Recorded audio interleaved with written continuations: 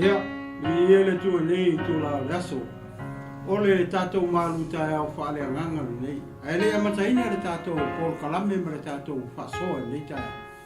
Ia, ole tatou amata mo se tal. Ia wale tu o matou tama. E mumu lava na matou fafoi atu le viinga ma le taulanga o le loto faafetai i lau afio i le nei TAEAO fo.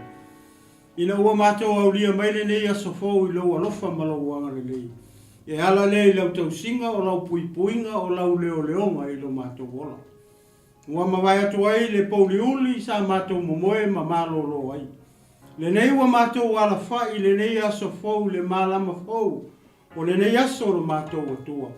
O mea ia o lo fa manatu mai ia i matou. O lo soifua oe lo matou atua. Ana matou fa pe atu ai le TAEAO ni. Ia matuavi ia oe. Ia fo yatu le viinga o le fa manu o le fa ne tanga i lau fio. Ia i le nei TAEAO fo. Ta ma fa ftai lo matou ola tului. Fa ftai le manava o le ola o lo e fa so mai pe io matou tangata. I le aso ma le aso fa pe fo i le nei TAEAO fo lo matou atua. Fa fetai ua fa malo i lo alofa ma lo wanga le lei o matou tangata. Tama o le au sauni o te tautala i lau upui i le nei lava i tu aso lo matou atua. Tama o se ngā luenga e whaia fua pe au noa ma lo wanga pa ia. O le ala leo o tatalo ai tamai le TAEAO le nei. Ia lilingi mai lo wanganga pa ia. A fio mai a lo wanganga pa ia. E feta lai oe le TAEAO le nei. E mori o lau upu ia ai o finangalo maloto o tangata. Ai maise o lau e ka le sia filifilia i le TAEAO le nei. I le au pa ia o le au pele o le au fatuatua o le tino ke riso. Ia mori o atu e lo wanganga pa ia. Le sa vali le nei le TAEAO le nei. Ina ia wha malu sia ai i mato uma. Ona o aso ua mato ie nei. Le ngata i leta ma ia lawe ina se nganga molu malo. E ala i lau upu fola i le TAEAO le nei. Ta ma amataina e lau fio. Whai wina e lau fio. Ama ea i o mato wha pēa i folava. O i mato o au auna e lea ngā. Ia fo i atu mea uma i lau fio. O le vi inga o le whanetanga. O le wha manu ma le whane ne enga. E vi ia ai oe e wha wawau.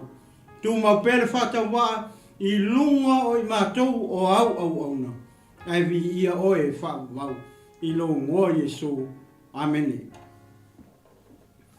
Ea. Whiwhi foi e whataro whatu i lau tapo inga sa moe nei tu lau reso. Ia o pa ia mau sasa moa o le ane toe o iei sa whamutalanga. A wae le toe mawhai e se poto ma se wawe. Ia ona ia toe o wina o pa ia sa moa o pa ia na mai le wawau. E ele manatu e o lawa i le wha wawau o pa ia na. Ai au mai le pa ia na fuai pa ia umma. E whape na o na awangani mai. Ia sa matou whamutalanga. Se whatalofa se whawhelo ai. Ia i lau tapua inga sa moa. Ia i le nei tu lao le aso. Whatalo whatu ai la ma le anganga whaaloalo. Le anganga fia tele. Ia i opa ia mau sasa moa le nei TAEAO fau. Ia maloso i fu manuia malo le langi e ma. E ele manatu ma le talitonunga. Lewa e ma le fua mai o tō whanga le nei TAEAO fau. Le ola le malosi. Ai le ngata i leo le wha malolonga le tua. Ia i lo tō soifua. Ia maso mato. Fo i ola. Ia i pēa lo tātou atua. Whapito se whatalofa i le au whainga ruanga pa ia le atua nei TAEAO. O lo whapena o na whaile le manu i tonu o Aotearoa nei. Ia ele ngata ia o tulu inga uma o le nei larolangi. O whea lava o ta sea i se tulou. Ia alo matama whanau o Samoa. Ona o le upu o le tala le lei o le malo le atua. Whatalofa atu ia te oi. Ia mane anganga whaaloalo nei TAEAO fau. Malo so i fua manuia. Malo le whatoa toa. Ia i le ngā luenga le tua. Ia e le tua fau se whatalofa. Ia i le tino keriso o le au whatuatua. O le au pa ia ma le au pele le nei TAEAO. Ia malo le tatalo. Whaafedura i atu ia te oe. Ia i le anganga ma le whaaloalo nei tu lao le aso. ia ele tua foi se fatalo foi o ma pa anga Global Kingdom TV channel ia o whapena o na lango ina le nei ala leo e ala i a tō 𝚜𝚑𝚙𝚎𝚘 ia o tō whamalosi ia ele manatu maritaito nunga ia o ina leo lo maua e pēr le malosi e leo whai ngā ruenga man ne foi ala leo man nei ala ata ia manisi o platform o alo ma tama whanau o Samoa ia o lo fola ina atua i pēr le upu le atua i tonu o maota malawa ia maisi o a inga nuu mai kalesia ia i lea aso ma lea aso ia ia le tua ia i le nei TAEAO ele whangaloina foi nei o matua whalengaga pasta fereti whapea le whalitua i atise ma le nofo alo ia ele ngata i lea ia sio matua ai ngalotu i nei mangele o le alofa tunoa ia whatalo whatu ia ma le nganga whaaloalo ia i lo tātou ainga nei TAEAO MALØ le onsai ia MALØ le talo ia o se whatalofa leo o se whatulima ia i le pai o Samoa mai se le 𝚟𝚑𝚎𝚘𝚎 ia ma le au pai o umai nei TAEAO ele manatu o le a tātou anga isa o loe le tātou mataupu ia o le manu TAEAO nei whaaleagaga pei ona masani ai ia i aso taitasi ia o le palangi a whailanga manu TAEAO ia whaia por fitu por walu ia o le manu TAEAO ar Samoa ia whakawhai sukasi sfululua ia talwai ele o se manu foi le TAEAO foi le Leatinuu ia ai o le manu TAEAO whaaleagaga leila se mea te pole ai pe te atu wale i le TAEAO nei ona ua whaisi tuai le titi atu o le tātou 𝚟𝚑𝚙𝚎𝚘 ia evi ia le li malo te talo le ua whaawanoa mai e le atua le taimi nei ia mō tātou le ua e tanga ia nei lunga o le tātou screen le ua iei le tusi lua le Tesalonia ma tā upu e lua foi upu mua se ia whaangata mai i le foi upu e walu o le tala lea leo te fia whaasoa tuai i le TAEAO nei i le tino ke riso o loo iai se fe au mo tātou le au kerisiano o le au whaatuatua o le au pele le ekanesia ke riso ona o aso nei ua tātou o iai o le taimi tonu wane nei le ua tātou wa ai i mea ia ua tutupu mai le sio manga o le kerisiano ma le tino o ke riso e leo ngi aso le lei aso ia ua kako iai leo ua tātou iai aso ia e tautala i le apostolo Paulo i lona atali i whaaleagaga o Timoteo whai mai o aso e ngata ai e o mai ai aso whai ngata o lona winga kerisiano ma le tino ke riso le TAEAO nei o e mai moa mai whalongolongo mai i le wheau moli le TAEAO nei mo oe maha mai tātou uma le ekanesia ke riso le au paia o le au whaatuatua i le TAEAO nei o le wheau lea e au ona malama iai oe le te mai moa mai le TAEAO nei o le wheau le i e tatau ona wha malama ina ai le tino ke riso aisea le anga e fōringa mai e le o iei se taimi o hao ina te le ai le wheau lea ai o le wheau lea leo te fia tautala iei le TAEAO nei o te talitonu o le wheau lea ua tatau ona matua hao ina i tonu o le ekanesia ke riso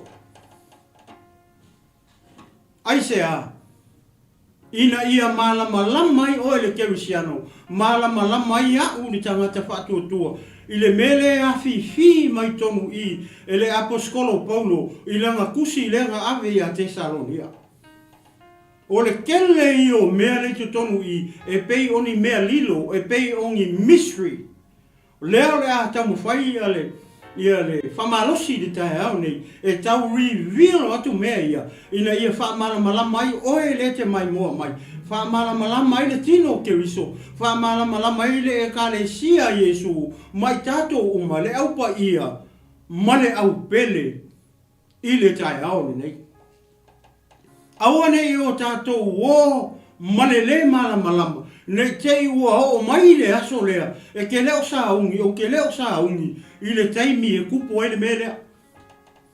Ao leo e whalongo le TAEAO nei, leo le a o fia fasosoani atu ya te oi, i le mystery le i le mata upu lea. Mai au te tali tonu foi, o le wheau lea, o le mystery lea, wata tau, o na matua launga ina i to tonu o le kāresia ke riso. Aisea, ina ia whaamala malama le kāresia ke riso. Ia whaamala malama le au whaatua tua. Ia whaamala malama le ke risiano.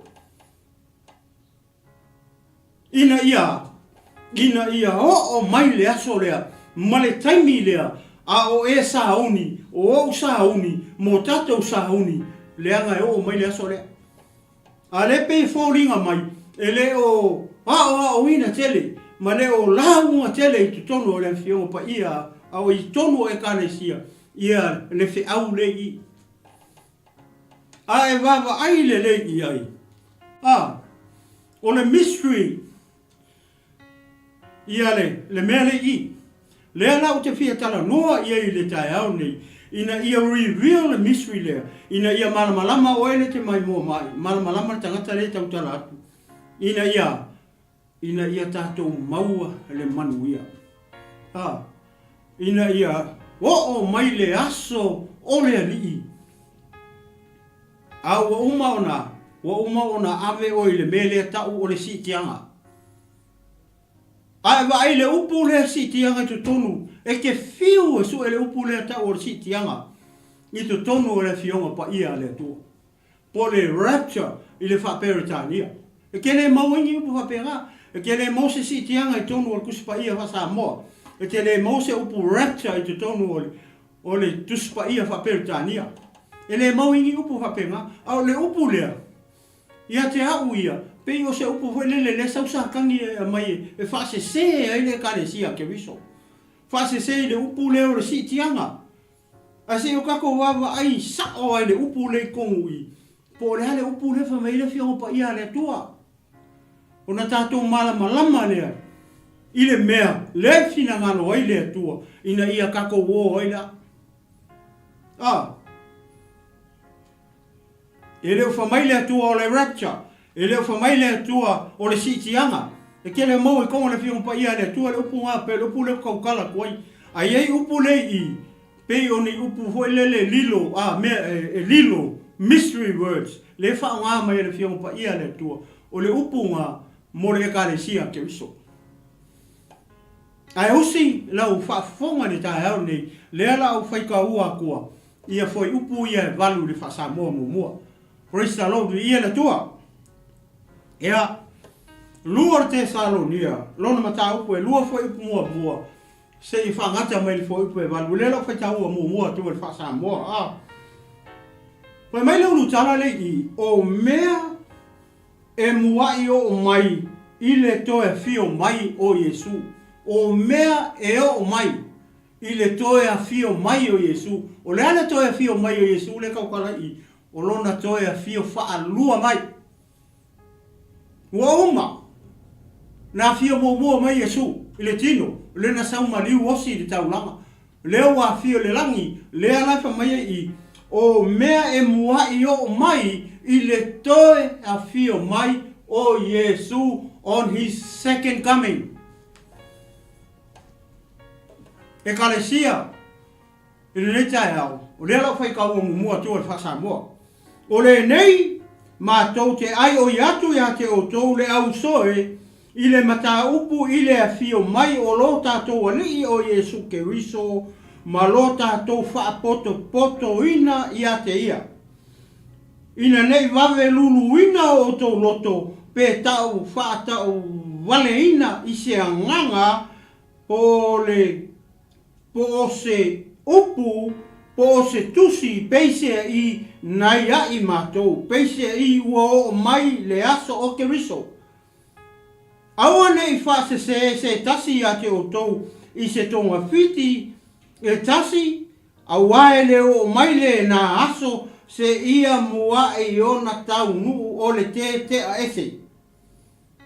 Mua e ona tau nuu o le te a ese, ma ia whaalia mai o le tangata o le anga sala o le tangata lea o le malaya.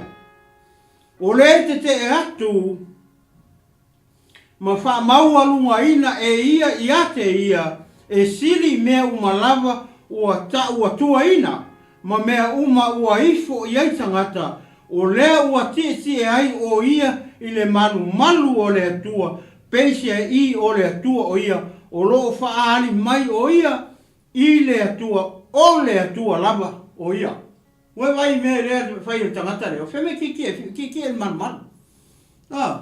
Aka kikilo taimini leo a makanga na maka o whai le malu long kon o le malu langa kiki e kakalea. Pa mai o ia o le akua, o ia lava o le atua. Le la whai tau atua pea.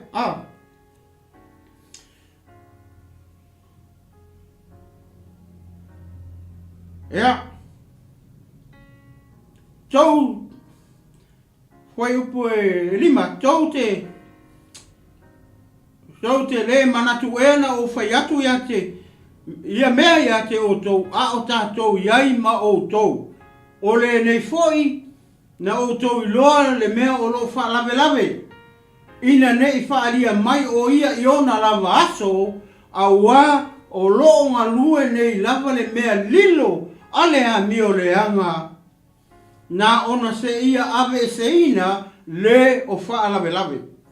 Fai upo e walu wha mai ona whaalia mai ai le o le ua mi o le anga e whano o ia i le lii i le manawa mai o lona fufonga ma wha umatia i le whaali mai o lona a fio mai. O le kusi lea, o le kaukala i le toa a fio mai o Yesu. I le second coming, po le a fio whaalua mai o ke riso Yesu. A o le whai mai i le tusi peo na tato whai tau i ai. I le ama whai upo mua whai mai. O le nei ma tau te ai o iatu ia te o tau le au soe. I le mata upu i le afio mai o lo tātou alii o Yesu ke riso o le afio whaanua lea. Le tau tala i le aposkolo Paulo i le ekalesia le Tesalonia. Le o to e whamanatu mai e Paulo. Whai mai, tātou alii o Yesu ma lo tātou whaapoto ina i ate ia. O le fesili, o whea le mea kako ke whaapokopoko ai i ake riso Yesu. O whea mea tātou te whaapoto umai i ake riso Yesu. Somewhere in the world, or in the Middle East, or in the South Pacific, or in Asia, or in America. O whea o mo ia kako le whea mai ele whai mua lea. Se o koe whekaua kua le whai mua whamanmoni. O le nei mātou te ai o iatu ia te o tau. Le au soe, le au keusiano, le au whakuakua le tino keriso. I le mata upu, i le afio mai, o lo tātou alii o Yesu keriso, i le afio whaalua mai lea. O keriso Yesu. A le whai mai le whai unga le whai upu. Ma lo tātou whaapoto ina i ate ia. Wea! O whea! Kako ke le iloa? E iloa sisi o tau. O whea kau ke whapokopoko e Yesu. O Yerusalema. Le ai. E leo ka ua mai kongo le whiumpa ia le tua. O Israelu. O Ikupito. Po whea lama. O lona winga o le mea lea. Ole nofo anga le. It's a mystery place. E leo whaalia pe tau mai le whiumpa ia le tua. Whapeo ka kukau ke whapokopoko ia Yesu i o i Sawai. Po o i Kukuila. Po Amerika. Po whea lava. Tau te roa e sa moa ma le tino ke riso. Ma le au ke siango i le kai au ngei. O le a whio whaalua mai o Yesu. Le kaukala ia le vaenga lea. Ai a kako wawa ai le e lua vaenga o le toi a whio whaalua mai o ke riso. Le vaenga mua, le vaenga le kaukala e fo ipu le, tātou te whapoto atu I a te wiso Yesu. Ifea, somewhere in the world, po le langi, or somewhere else. E rei mase se o tātou kau ki lopo, wheme kau ki whapopoko e po wheme I Yesu. Se ia vanga nā, ua tau tala mai la fionga pa ia le atua, le mea kau ki wheloa I mai Yesu. O ngā kako karikongu le whai upu mua le mere whai mai le aposkolo Paulo whai upu mua le tusi le ngawe a Tesalonia. I le afio mai o le tātou ani, ma le mea kako ke whaapokopoko uma ku ia Yesu. Le ala, se whalongo la I le TAEAO ni. Le ala la ulaua kua ia o le mea kako wheloa I mai Yesu. O le afio whalua mai o Yesu, e mua wheloa I Yesu malanga ekalesia. E mua wheloa I le whatoa whaia wa, ma le whatoa no whetane, le kaukala e le whaalinga sifuru ma le iwa. O le whatoa whaia wa o Yesu, a le whakoa ngofo kange, I le ekalesia ke wiso. Le ala, se whalongo lai whaipu le, e te maua mai lai le mua le Tesalonia, o lona mata upu e wha, a o lona whai upu e se furu marifitu, le ara ka umere mea ka ke wheloa I mai Yesu, le wha mai elfo ipu mua lea, o le mata upu e lua o le lua Tesalonia. Le ala whai tau ina tua whapea. Mai ona whafua se I lea, ona ave ina ae o I tātou e ola matutoe, whātasi mai I lātou I iau, ina ia 𝚜𝚘𝚎𝚘𝚜 I maleali I le wā nimo. O le almere o kupu I, o le rapture. Wai tangata ia o aku I 𝚜𝚘𝚎𝚘 mai Yesu wangi mungimo. O e na oti o e ke wiso Yesu, lenga koe kuku mai kunga mau, a tō mai nga ola I le kaiminga, whai mai o ngā suwia leo I la kope o le emo le maka. Like a twinkle of an eye. See? O ngā alea, o na ave ina e whaatasi lea o I lato, e 𝚜𝚘𝚎𝚘 mai Yesu, I le wā ngimo. E kalesia ke wiso. Mane au pa ia I le TAEAO le nei. Ia no whare anganga o le tua. Ia makua wha malama aku le maka upu lea. Ia o tō whina ngalo mo tātou loto. Ina ia tāpena ina I tātou I le mea lea tau o le si I tianga. Se umango whaikahua kua leo le whaperetania. Le iei upu e lua leo taritonu. O upu mai whakakau le mea lea. Lea e whai mai o le rapture. O le si I tianga. E ke le maua upu ngai tonu o le whiongoa. Pa ia le tua I whasa moa ma le whaperetania. E ke le maua I upu ngā. E poko hoi sa kangi ia. Le sawa mai upu whapenga inga ia whase se ai. Le au filifilia ke riso. Ma le ekalesia ke riso Yesu. O ai, o oe tangata whatuatua. O oe, o le au pele, o le au paia ke riso Yesu. O le fisiri. Are you ready? Wa e saungi mo le aso lea. Lea wa e whaalongo iei le TAEAO nei. Whaisau filifilinga. Manue le io o mai le aso lea. Whai mai o le aso le toe a fio mai. O le tātou alii o Yesu ke riso. O e saungi e ke halu ke lua 𝚜𝚘𝚎𝚘 mai Yesu le wangi mingimu. Pe o le mau le wha mai e le wha. Ia le mo Tesalonia mata upo I whafo upo sifuru fiku. Koe whekau aku. Ona whafo o se I loa lea ona. Ave ina ae o tātou o e ola.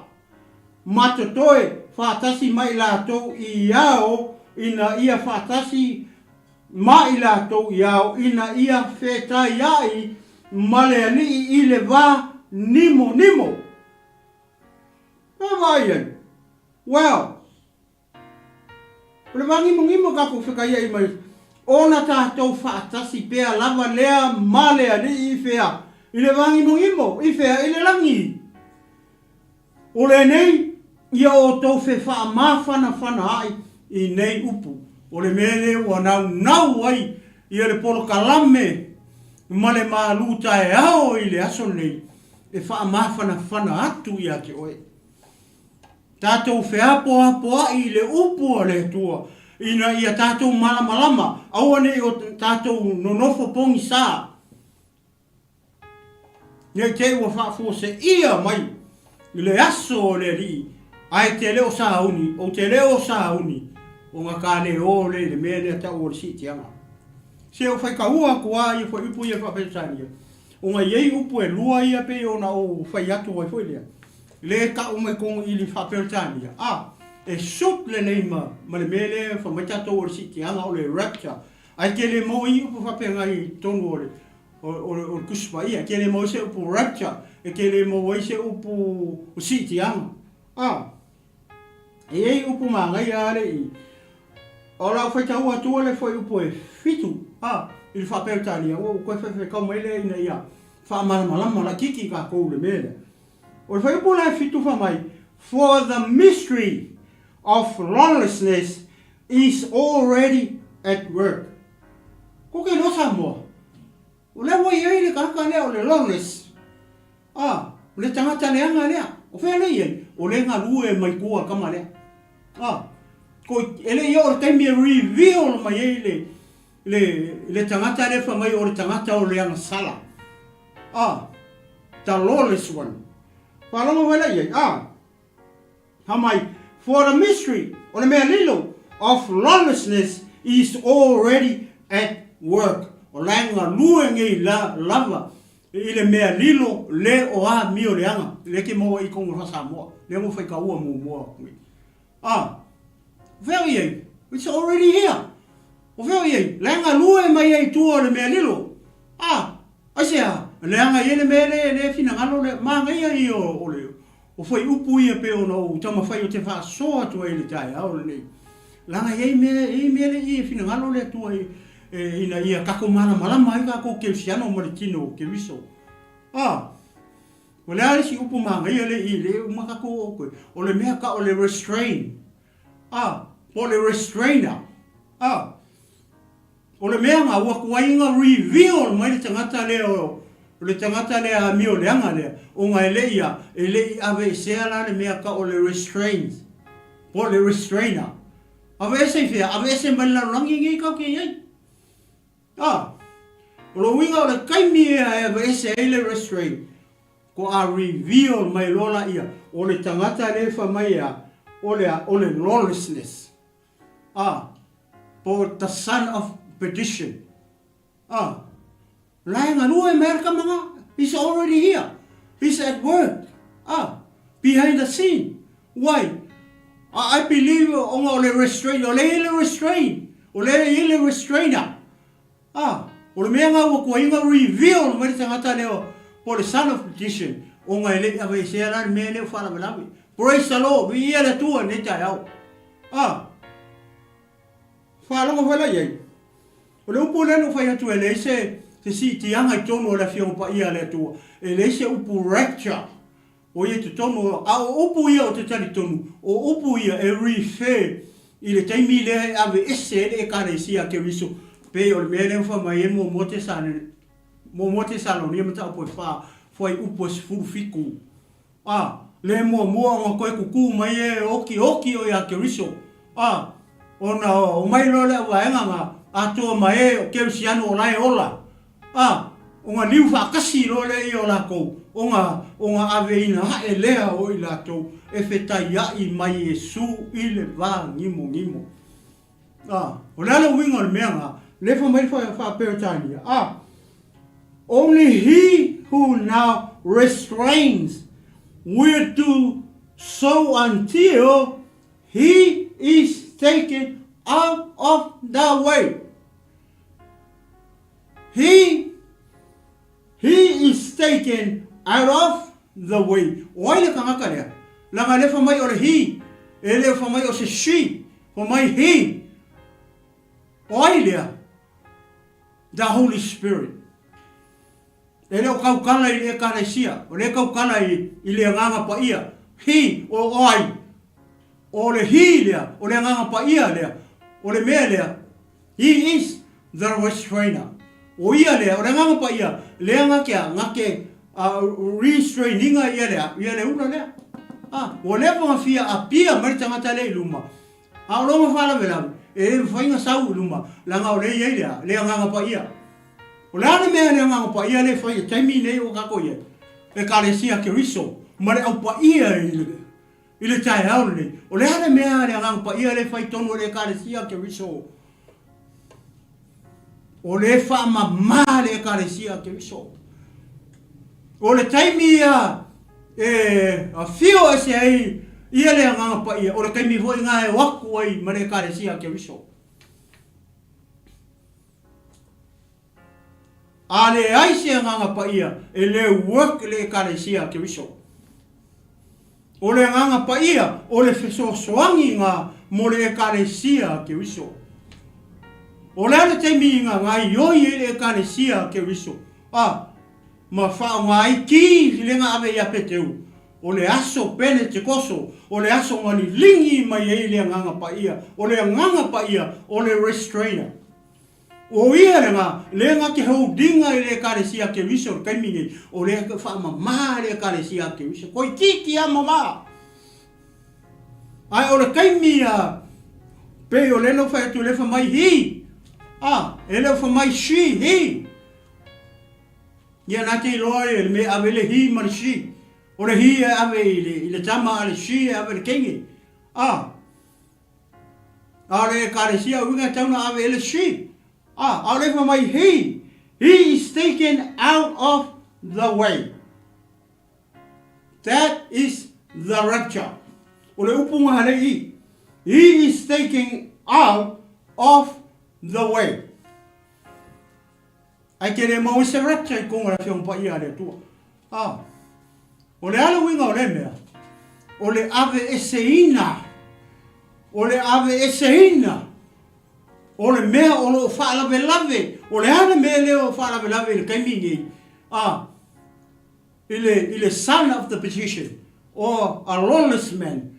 O le hana mea le whaalave lave i le kangaka ngai le kaimingi. O le hanga pa ia. And the Church of Jesus Christ. O le kaimi e ave ese ai. Male la lo rangi ngai. Reveal my Lord tangata lea. Le ala wa e whaalongo i ai ke usiano i le TAEAO nei. I le mea le pe o na tamo whai atu. Ina ia tātou whaalongo longo uma i ai. Ina ia tātou sahuni uma. Ina ia tātou o le taimi lea. Awangi e whakamala. Nei ke ua le alu kaimi le ave ese le mea le o lo whaalawe lawe. O ai le whaalawe lawe le taimi nei. O le nganga pa ia. Ma oe le ke mai moa. Mai maha u makako. O le karesia ke riso. A tato iei le tu tonu o le karesia ke riso. Ia tautua nā mai tato la kako wa mio. Ke u whale lei la tato wa mio. Ia tato wa mio wha le atua. Ia tātou ia i tātou le mea tau o le hami o kongu. Lera winga o le mea tau o le hami o tonu. Le fa mea fianga pa ia le atua le se hami o kongu i lana o le rā ngei. There is no one perfect before God. Le ai masesi a koa i lunga o le akua. Why? Because we are all sinners. O kako leo taria Yesu. Wa kako karia le kupu o le malo o le atua. O le righteousness la tangata lefe mai e Isaia. Mai is like a filthy rag. E mangongi e mang le hanga pe o le i o le mai. Le ami o kongo o le ke mai moa mai ma le ami o kongo ngakare kaukala. Ai tātou te whaatai ona o le ami o tonu. Ai Yesu ke riso ua tau ami o tonu ina ai i tātou. E ala ilo tātou whaatua tua. Ilo tātou ali i o Yesu Keriso. O le ale kako mea a whai le kaimingi. It's time for all of us to realign ourselves to God. Align your life. Align my life to God. O kako maua lea. O le mea tau o le hami o tonu. Maro tātou whaatua tua. Ilo tātou ali i o Yesu Keriso. Le hanga i reso kako whakokua. E mangu le anga ro kako whakokua. Pe o le i o le mai. Ai tātou te whaktailo tātou li i o Yesu Keriso. Wa ka ua mi ko winga ai ka ko e ala i lo tātou whātua. Ia, vi ia le tua nei tai au. O le si wahenga le whamai i I le mataupu lava le rua Whamai, ina ne I wave lulu ina o tau loto pe whaatu atu wale ina ise anganga. Kasi le mea. Leanga o mea ia le tutupu yasonge, we are in the tip of the end times. O leo kako iei whaasi si unga le mea tau o aso e ngata ai. Kako wai mea o kukupu mai. Mea o au mai e malo te tele, au mai malo nge e insi. E whai mea lai ma ngau, ia ngau e sila fia ngau e leo. Le sport kalame e ko ia le. Global Kingdom TV, le ngā ruaku I kalako ang po. Le tanga no atua I mea ia. Lale mea le wa kupu le karesia ake wiso. Ua sawa inga. O le karesia a Yesu, o le karesia e sawa inga. E sawa inga le karesia ake wiso. E yei o e yei a o e kako. O le au ngau na kako malama lama I le upo le atua. Ia kako ngofo ai bei. Awangi o kako koe o ese. Mane mea o lea o ina ai tatou. Lea la ua whamai. Awane I atu wale o tau loto. I se nganga. O lea le mea le whamai e le whiongpa ia le tua. Kene o nganga kau wha sere o mai nei. O lea le ta unga o nganga ngā le kongui. Tono le whiongpa ia le tua. O pero feta pepelo.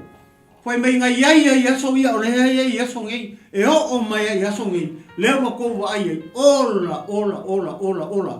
Le tele o le mea kau o lea. O le pero feta pepelo.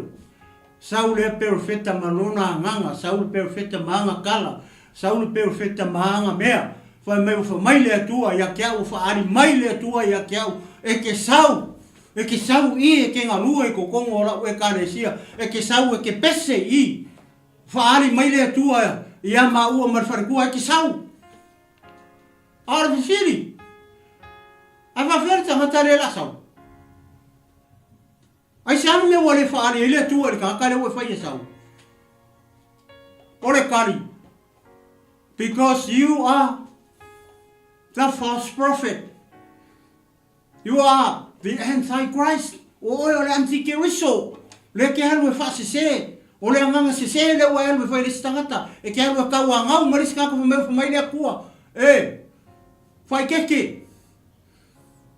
O le fai mata ua le atua I mea ngailo mawawau. O e ke wa ai I numbers. O e ke wa ai mo le bride of life. O le mea tauna wa ai o e ke wisiano oe. Le au ngā le akua o le kangakakala. O le mea ke wa ai ei. E te wa ai ina ia manu malo. Ina sea nganga mo le malo le atua. Ai pule kaka po fe me anu kapo ai. Le anga tala inga nga Yesu. Ai le o wanu fai o pepelo. Fo mai le akua, au fai maka ua fua le swako. O Yehova le akua ingo si ai o le akua. Ki nganga I lo le fai aku le akua ia oi. E alu a fai le skaka. Ua fa mai ua fa ali mai le akua ia ke au. O ke sau ke fai aku ia ke oi. E ke sau. Ai sau I e oki ai. Pa fenga e fa mau ia mele. A fai o fa ali le tua ia o po au. Le fa ali mai le tua ia ke au malo. Alu e fai ia mai. O fai aku e sau ke lua ko lua. Pa makala e fa ali le tua ia mai. Tu lou nge ia so sa mo. O le kari I. O ingaka ku ke loi e mongi e fea mea le tua. E fa ali mai a ke au fai fe au. Fa ali fo ia mai. Fa mai le kua ki sau ka ngā lua whakas. Aore mea leo lo ula kua e whai e sau. Mai e whai inga whaari mai le kua ia oi. A le whaari a le kua kankara. O le ale winga o le mea. O le mea lea ka u o le anganga. O le anganga kau whaasese. O le antikeriso. Le ua e anu whaasese le si kankara e sau. ai le fai mai le kua ia o le fai le kua o a le ane me le o fai ai o e lo mafafau ma lo poko ai sea langa ngati fia manga o le mea ka o le vi inga you are looking for bride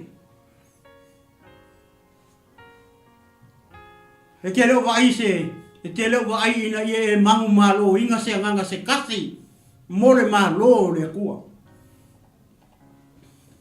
lea laua so fai kaua kua ia le kusi le e wha maungia e la tana le fai kua e te mauala i le mua le Ioane ia tau mo moli atua i le whasoa ni TAEAO ia vi ia le tua le mele tau o le 𝚟𝚑𝚘𝚎𝚘𝚎 o ro makua i kele e le ngaka nga kele la langi ngei le kele fo i fefeho i kongo e kalesia i kau mo fai e break e kalesia au e ke whapenga ai wa ia tu o laua i e ngā mā mo e kongo ngā e kalesia ma ngā whaara pokonga ku ai ia la koe alu huko e lama mai a le ko kele kankari kua o le mele o i leo wa iwa nga koe whango ngoka ia la ua peskoru kokongu o le li o le kalesia ke wiso ua leo i kua po mai a upo Yesu ia o tau o atu i fia e leo kokongu le kalesia e ke lama ai alu kua go out ai le whapea la sau ke koe lama i kongo le kalesia ke wiso o leo o umakaria ke lo ngakare i Yesu pauare mea o le whaasao o la ko o langa ma o yei le upu ale tua ale foi la ko sa ko la mai kon i alu ko le kalesia alu ko han fafo kele mole ala fafo ai o ngi ko fa mo ko kon i praise the Lord no longa winga e ka mai nga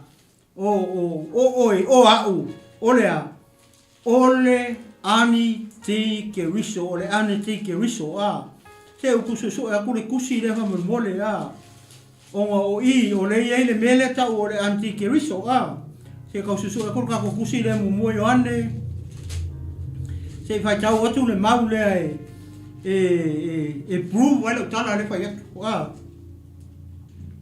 ia le ala o le mo Ioane mta po fa fo mo fa mai le au pele aua tau te whaalongo i a nganga umalanga. A ia o tau tofo i a nganga pe mai le atua i le atou. Aua e toa tele perfeta pe pelo ua atu i le lalolangi. O le mele nei tau te iloa ai le nganga o le atua. O a nganga uma o e tau tino ua maliu mai e su ke riso i le tino mai le atua lava i latou. Amen, praise the Lord. A o nganga uma o ele tau tino, o nganga uma o ele tau tino, ua maliu mai e su ke riso i le tino, o le mai, e le mai le atua i latou. O lo le ane ti ke riso lava le nei, ua o tau whaalongo ai, o lo sau. O lo i ai nei lava, ile lalo langi, o lo i ai nei lava i kokongo le kalesia. O nei fai oe ma se antique riso. O nei fai oe matangata i ke koe whaasise inga iska aka leo i kongo le kalesia ke riso. O si tangata leo ngā lue i le kalesia, ma le kalesia, ma le kalesia, ma le kalesia. Please, alu fafo. Alu i kua. Ai au ke koe whangoka i kongu i. Tu tangata i tonu i. E whaasao ma whaao i ai. E tangata le lau ke ia pōra whaiwhe au. Oe mahau mai tātou uma. Kako o kua. Kako whangoka i kua sa mikeli. Ai ku kangaka i o i. E mo i a repe kau whaasapa o langa tangata. But they are already in the church. Alewa i kongol. O le mea lea lea. I lea e whatu wai mai e ia. E re tatu wali i o Yesu ke Yesu. Langa o lea lai wha mama i la koui. A warange e alu e ke whangoka e koe whaliu mai i. E ke sau e waku sau i e kongu i. Pe ala kamaro hoi lele a alu e whangoka. alu e whangoka wa luaku alu ka whao. Pa pēr whawhinga ia o rālu e whangoka le loe le ei rālu ka whao ka aso kulou. Ia saulola ia i le whare ia po pusa isa risi sainga. Saulo whakau mene ia ke le ia sauloa whaavai loe le whaavai vai. Se me whaavai vai. Inga saulola mai ia mari ia ma. Vai le fia tina. Ne vai ia kuri ke le ole. O le ume le sau markoi. Ai leo se ume nga maua i longa whaiva. O le ume le nga sau whakau mai le whare ume. Whapenga uma me le whai tangata i onga pōngi. Wa koe whango woka i kongo le karesia ki wiso. Wa kau mawhai a sei a kuma moe resi. Kau mawhai sei me ma moe resi whai au. O le mea ngā lewa kupu. Ia vi ia le tua nei i tu rao reso. Ia, o tato i pēle tato mataupu. Ia, vi ia le tua, mai sa popo vi ia le tua nei tu rao reso. O resi wahenga leo te fia tala noa i. Mai awane i whase ina se tasi o tato i stongo fiti tasi. E no koa kai konga fiti au kamaia. Awale o maile na aso se ia mua i ona tau nuu ole te a ese. Ole kekea ese, ma ia whaalia mai ole tangata ole malaya, ole tangata lea, ole tangata ole angsala, ole tangata lea ole malaya. Ole tangata, ole ves kolu lea, leo utala noa toa, se kau whaikau kiki aku i le whapetania. Ma ngai le whapetania e mangingo le. O le verse 3 la le whapea. Let no one deceive you by any means, for that day will not come unless the falling away comes first. Le memo mua la le kupu. Ai le io ile ale aso, ile io ile aso ya. E a fio mai Yesu. What a verse. What a warning. What a word for all of us. Believers and the Church of Jesus Christ. Lewa e whaalongo ia. Let no one deceive you by any means, for that day will not come unless the falling away comes first. Ole me mua na le kupu. Ole a. Lefa mai fasambo. Ole ke a ese. Mai awane i whaase se ina o tō ese kangaka, po se mea. Ai sea, langa e la le mea nea. Ole mea, e lua mea nea ka umai i le whaipulea. Ole falling away. Whaipua tolu, whamai. Will not come unless the falling away comes first. Ole memo mua nga. And the man of sin is revealed, the son of perdition. O mea lai, e kukusa lelei a le son of sin, ma le son of perdition. O mea lai e lua. E kukusa ia le tangata lea mi o leanga e po le akari o le angsala. Le ka umai, ai lua la mea. O lea, o le mea lefa mai, o lefa mai le whasamua. E le o mai lea aso. Se ia mua i ona tau nuu o le ke a ese. O le ke a ese lea. Le whauinga se nisi tangata. Mai o le ke a ese lea. Le kaukala e fo i upu lea. O le kaimi ngā o le sitianga. Lea. E le o le sitianga le kaimi. O le mea mua lea. Le o wonu mai kako. Wa aila o kou. Keu siano. Le tine o keu risi o le au whakoko le au pa ia ma le au pele. Awangi whase se inga o kou ese isi. Awangi whase se inga o kou i se mea. Kou ke whaalongo iei. Po se kala, po se upu, po se kusi. Wa kele kusi. Ai wai whakakusi e lau keu si ano ola. Whai mere kusi a lea, whai mere kusi a lea, whai mere kusi a lea, whai mere kusi a lea. Ai alaku i whare kusi. Ua makua i kumu i kusi a kangaka. Aare whisiri. O whea o ngā kusi e ke kari kongu e sa o kusi ngā. Pawane o le kusi e kaunga kari kongi e. Ngā o le kusi pa ia, le kusi le ngā mai lea nganga o le kua. Le ngā o Sofia ia ngā perfeka. o isi kusi. Ia o fase se ka isi kusi. Foi me le to yese ko e fio mai. Ele to e fio mai Yesu. Ele se mea ka o se ola fa vau. O fa mangalo Yesu tangata uma wa mangalo. Pule a oe po au me fai.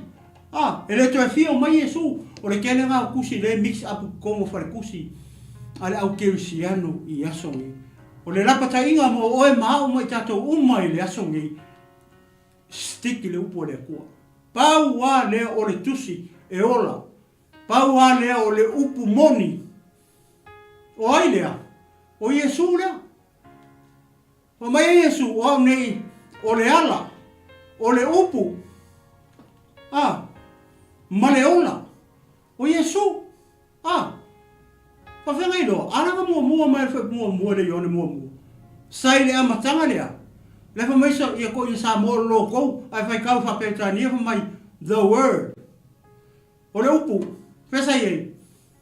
Sai le matanga. Ta tu na ma o le ki mai mo mai Martino ke viso mai au fa ko ele fia fini. Ka ko fai kau le, ka fai kau po. Ale to. Ale la fe mai se o fai kau ko foi le. E foi o po tolu.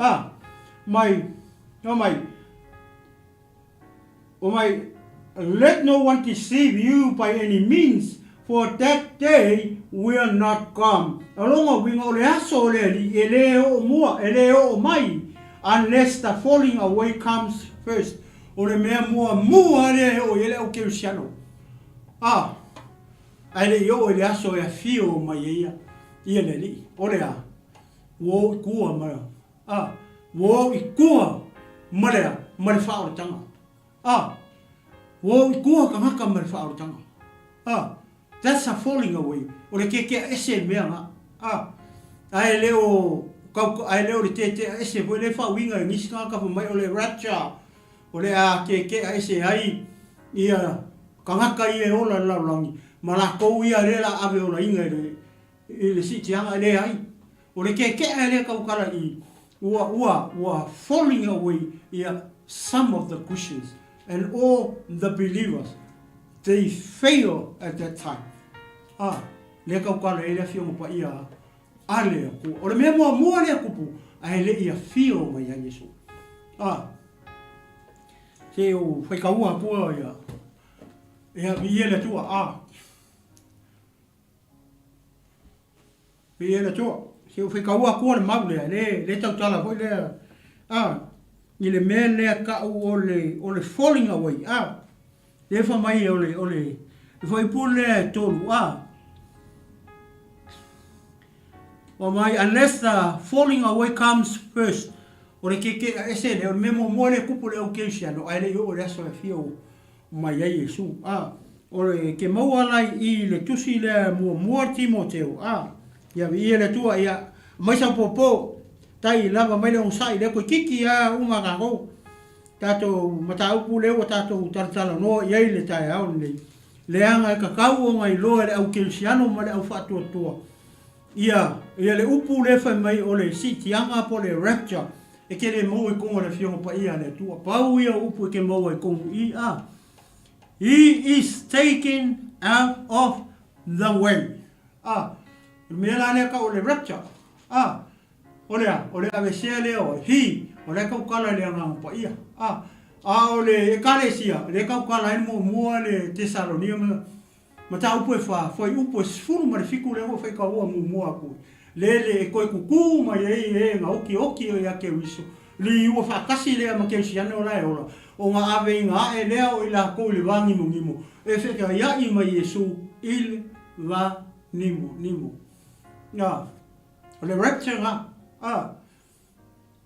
no winga o kai mi ave se le kare sia ke viso ia e wako ai foi ma le ngang pai ai se le anga ale se ngang pai ele work le kare sia ele work ia keys of the kingdom ele ngai oi masiki o longo winga o kai mi si ki ele kare sia ke viso po le fato no fotani le ka kala ile fa linga sfulu iwa na ye le ofu le tau po i le ofu vavae mu o le langu ka ko nginga pe a fai o e sauni ma e tapena i te mi uma inga e anu lai le mele ka ora o le rapture po le mele o le taking away po le ave sea mai o le kane sia ke uso mai fea mai le laro langi le I say you reveal my Lord the son of petition po le akali i o le sala po le tanga if I reveal markamanga ke me o se kane sia ke uso vi ia ne tua i TAEAO mo ala Timoteo mata upo fa o le ala e te fia fai taua tua mo Timoteo o lona mata upo fa le mention ai le mea le mele o le falling away po le koe o ese o kangaka ma le whaakuakuanga a fai o i hei tonu o le kalesia ke riso ia o ina o i le ala i le whaalongo le TAEAO nei maha o fo i le kaukala be watch out be careful we must stay inside the church and get ready for the rapture le ala o fai tau atua whamai o loo tau tino mai ele anganga e o ese nisi i le whaatua i tau sanga amuli la tau te whaalongo i anganga e whaasese mama ta upu a te moni anganga whaasese antike riso mama ka upu a te moni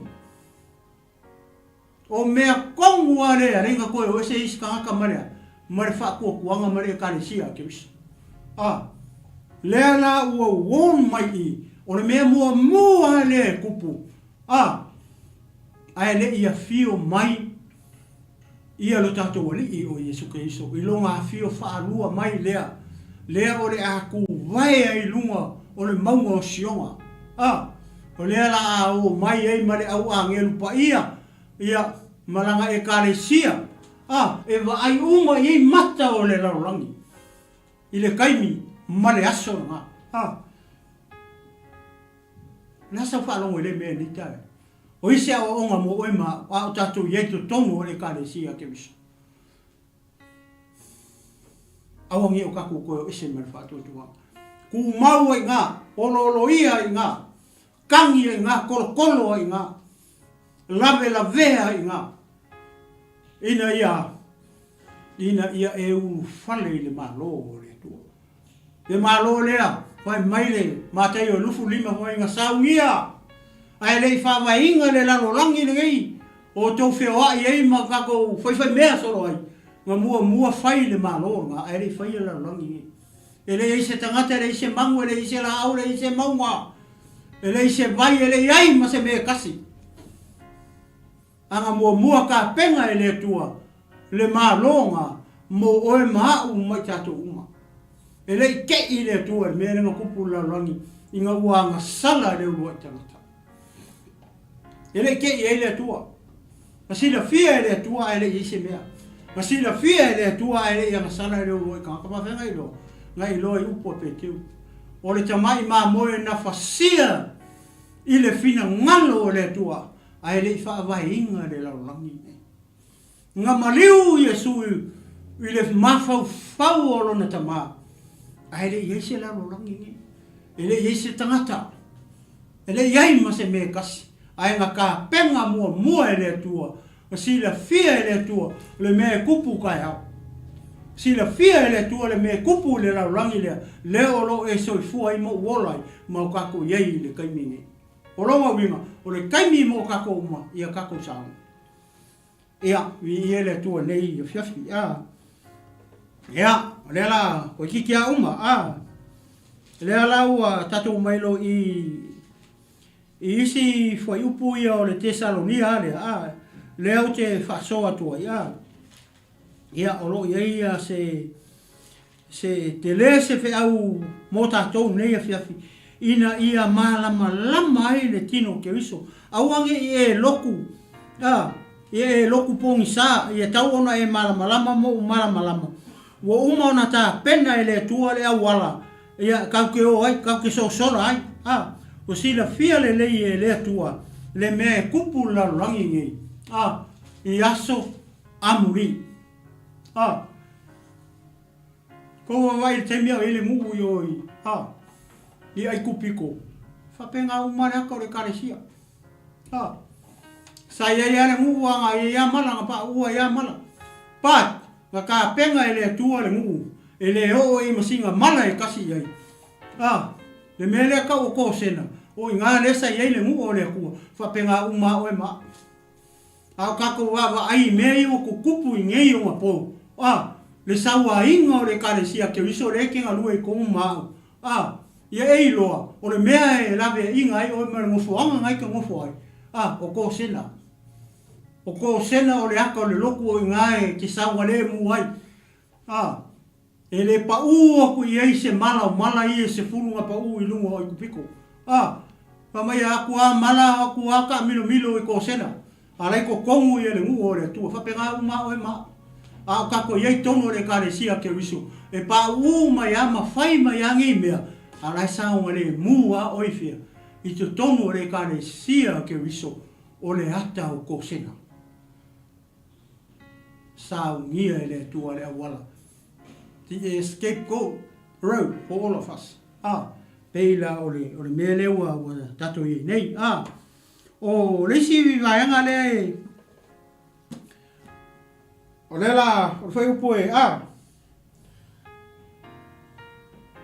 Ia, vi ele tua. Lua Tesalonia mata upo e lua. Ia, o whai upo la. Lela ufa makarakara, mai la le kankarea. E whai upo na e tolu, wha, male lima. Ia whalongo lela whai tau atua. Aua nei wha se tasi a te o toi se tonga fite tasi. Awaele o maile na aso se ia muai o na tau nuu o le te ese. O le o ese la lea oai. Ia o tangata mai le wha tua tuanga. Ma ia wha alia mai o le tangata o le sala. O le tangata lea o le malaia. O le te atu ma wha maua lunga ina e ia te ia. E sili I mea umalava. Ua tau atua ina. Ma mea uma ua ifo iai tangata. O lea ua tie ai o ia ile malu o le atua. Peisea I o le atua o ia. O loo whaahari mai o ia o le atua lava ia. O asola ia ngatai. Leo e wharongo. Leo a makanka penga rea. 𝚟𝚑𝚡. O le malu la rea. O le taimi e wa ese ai le karesia ke wiso. Mane anga pa ia. Whaali mai lo le tangata lea. O le akali o le angasala. O mea la ia le mo o koi ngā kankare. O mai o ia le ke e aku I mea uma. O mai e pei a ia o se akua. A wheme le mai I le ngofo ai. O mai e nofo I le malu. Le se malu kemi. Le se malu i e. A lewa e whanongo I e. I news makala I a makanga kasau. Lewa a makanga kasau kala I o news. O lewa sa ungi I Saraelu. E whai le malu longa kolu. O lo utari tonunga e kusa ma le upu le akua. O le malu kongu lea e ngofu ai le o le tangata lea. Lea kau mai. O le tangata o le angasala. O le tangata e wha maua lunga o ia I ake ia. Nai wha mai ngisi upu hape o ia o le pule. O ia o le sifi. A reko wha mai. O whai mai a ia. O ia o le atua. Vai. A whai ngofo le malu. A le malu ai malu le la whai. Le malu le atua o Israel. A le la ngofo le kangaka. Wai le tangata lea. Le whako a reveal la tangata lea I ngā ua awe ese le karesia ke wiso. A wapo I marea ngā pai. Ko wawa ai ke wisiano mare a ingo ke riso I le awhi nei. Ni le maka upu lea mare tā ua o le mata upu lea mō kako uma I aso ia ua kako iei. E te tau o na tātou malama I le mata upu lea. Leanga I leo se si tianga le upu lea iei. O le awe sea. O le awe sea o lea. O le awe sea o le ekaresia ke riso Iesu.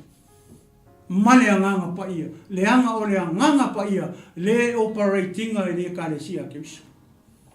E le inga ioi ia le whaiwhi au mare e kalesia, whakari se ia le lingi ifo le anganga pa ia, i le aso Pentekoso, whakoa whanga ioi loro ia mau, mea tau le kalesia. Lea lau e whalongo iei. Ia i le fiafi lei, whamanuia mai le tua. Ore, le la unga. Koe upo e lima, whamai tau te le manatu ea, na o whai atu, nei mea ia te o tau, a o tātou iai, ma o tau. Leo whamangaku mai Jesu iai. Oronga uso, o le nei foi, o le nei foi, ua o tau i loa, le mea o lo wha lave, ina ia whaalia mai o ia i ona lava aso. Ea? E kalesia Kristo. Ke ofo pe a ele loan me le whaara me lawe. Ale wha mai Jesu. Ma o whai aku o kako i mo ko. Ngā ua kou loan me le whaara me lawe. O le ane me le whaara me lawe.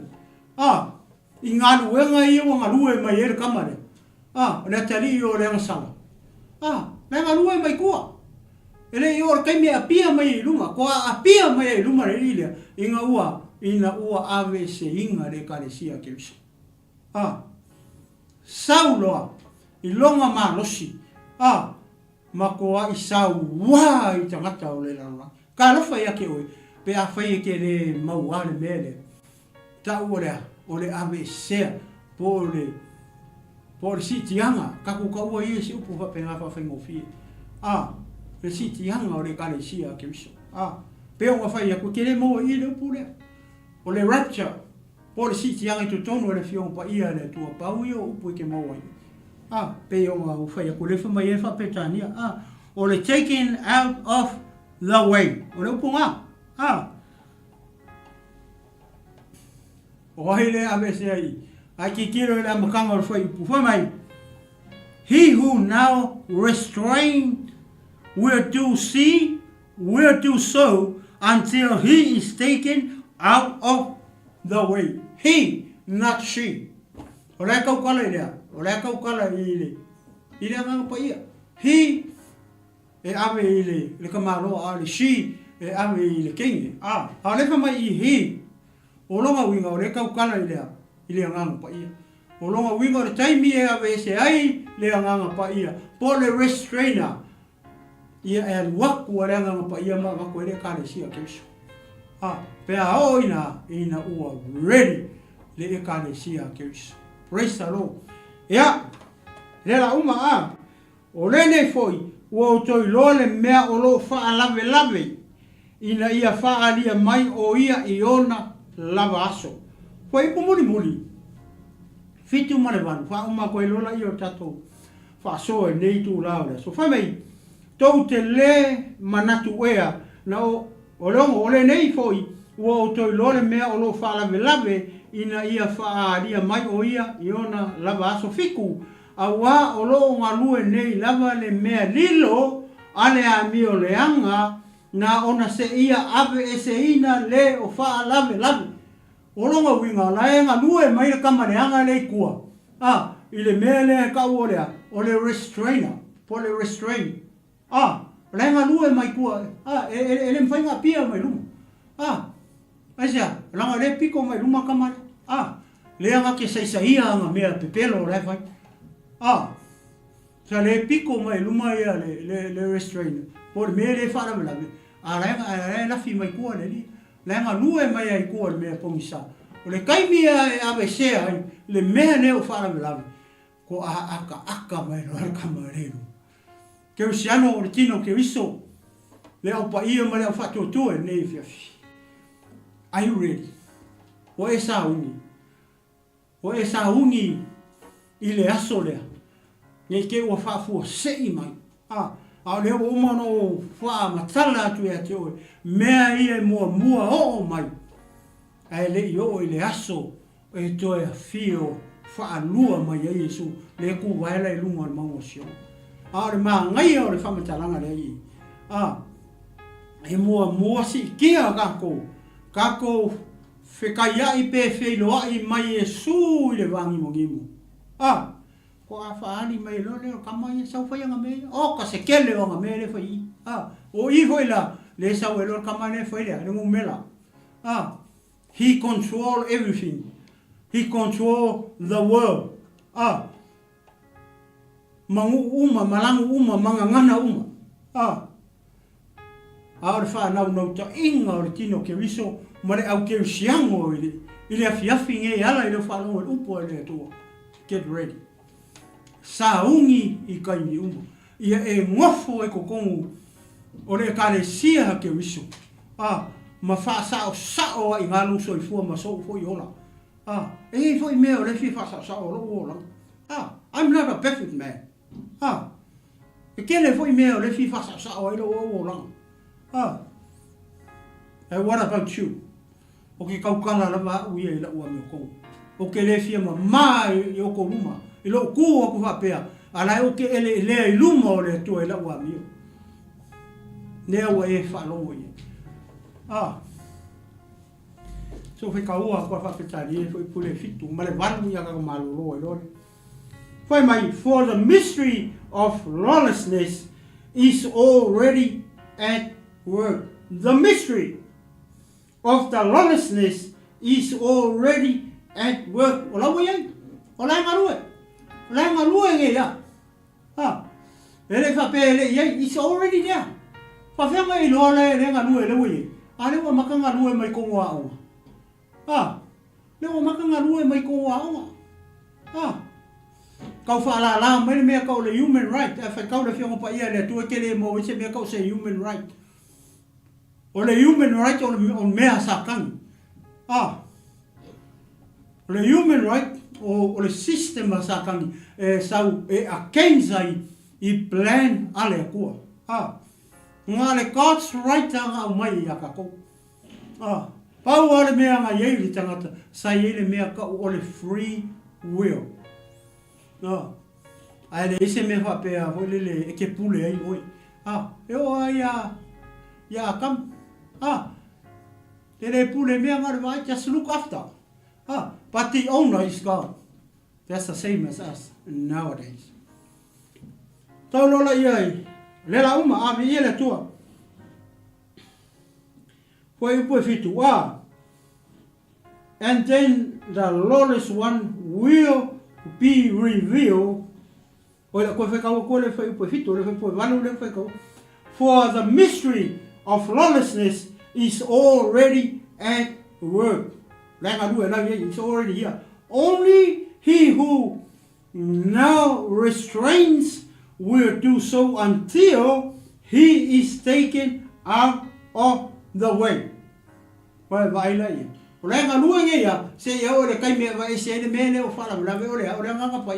Including the Church of Jesus Christ. It's so close.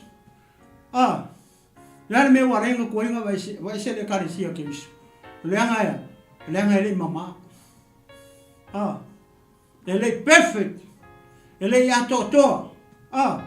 Ko kiki ya. O le ase fe au mo oi. Oi e tu tonu o le karisia ke iso. O le ke sa ungi ai.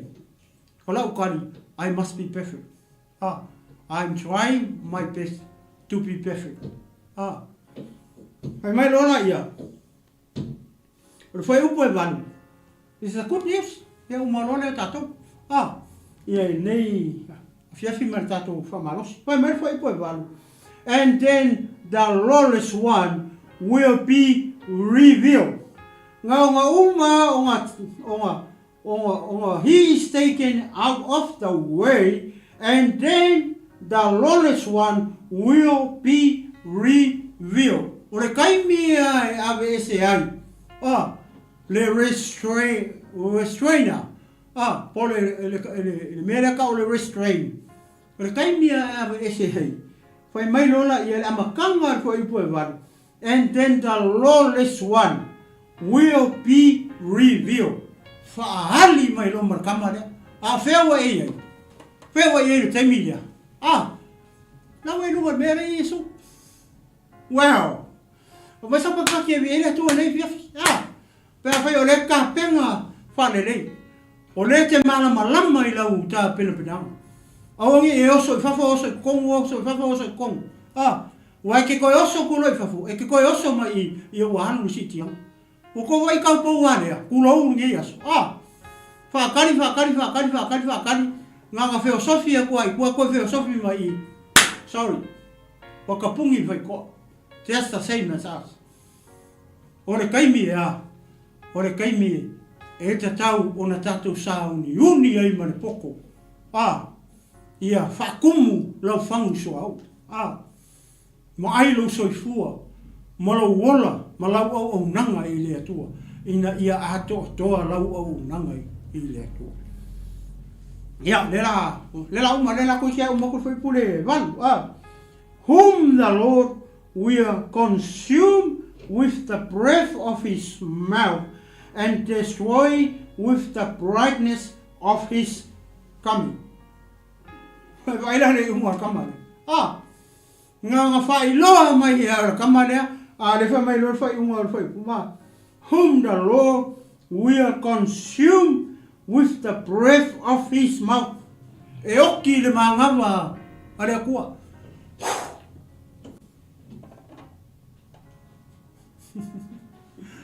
E reveal mai anga me le manga me le anga manga sawanga ye. Ra sawe fai. Ai mangawa ku I le kua.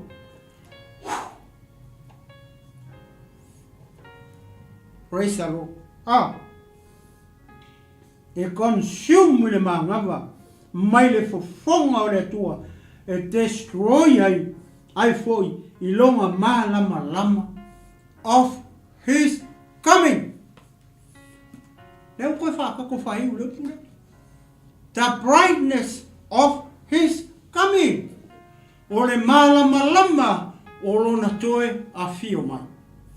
Ia, whaumakia I le lama o longa koe fio mai, ma le maangawa e maangawa aku I onga whawhonga. Ea, e consume mai. Le rira. The man of sin, the lawless one. E whaumakia I le aso e toe fio mai ai lo tātou ali o Jesu Keriso. E karesia Keriso ne fiafi. O e samu. O e malama I le mea. E le mea ta o le siti anga. Whai kau le mua le Tesalonia ma ta upo e wha. Whai ipo e su kosu whasu limi su fiksu wana. Whai ipo muli e suru wana.